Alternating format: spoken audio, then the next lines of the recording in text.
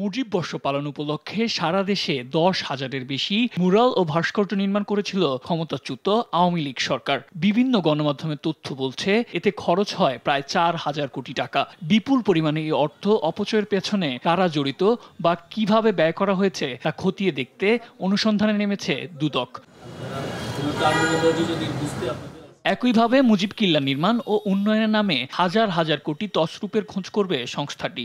দেশ জুড়ে মুজিব কিল্লা নির্মাণ সংস্কার উন্নয়ন প্রকল্প পরিচালক সংশ্লিষ্ট ঠিকাদার অন্যান্যের বিরুদ্ধে হাজার হাজার কোটি টাকা তছরূপ অতিরিক্ত বিল দেয়া সহ বিভিন্ন অনিয়মের বিষয়ে অনুসন্ধানের সিদ্ধান্ত গৃহীত হয়েছে। এদিকে অবৈধ সম্পদ অর্জনের অভিযোগে বিএফআইইউর সাবেক প্রধান মাসুদ বিশ্বাস ও তার স্ত্রীর নামে 2 কোটি টাকার অবৈধ সম্পদ অর্জনের অভিযোগ আনা হয়েছে। চুয়াডাঙ্গা 1 আসনের সাবেক সোলাইমান হক জোয়ারদার ও তার স্ত্রীর বিরুদ্ধে 11 কোটি টাকার অবৈধ সম্পদের প্রমাণ মিলেছে।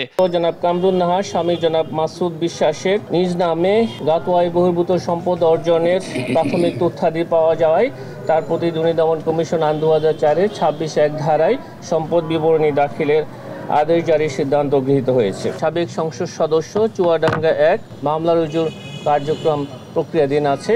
সরকারি প্রকল্পের টাকা লোপাটের মামলায় জড়িয়েছেন সাবেক ডাক বিভাগের মহাপরিচালক সুধাংশু শেখর ভদ্র। তার বিরুদ্ধে প্রায় 92 কোটি টাকা আত্মসাতের অভিযোগ এনেছে দুদক। ঋণের নামে 500 কোটি টাকা আত্মসাতের কেয়া গ্রুপের চেয়ারম্যান আব্দুল খালেক পাঠান সহ 6 জনের বিরুদ্ধে মামলার সিদ্ধান্ত নিয়েছে দুদক।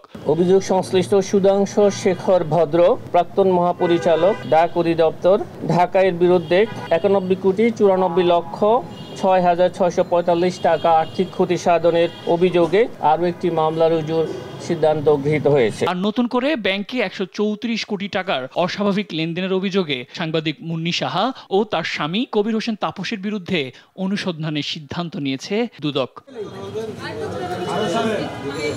সাদ আহমেদ, দেশ টিভি, ঢাকা।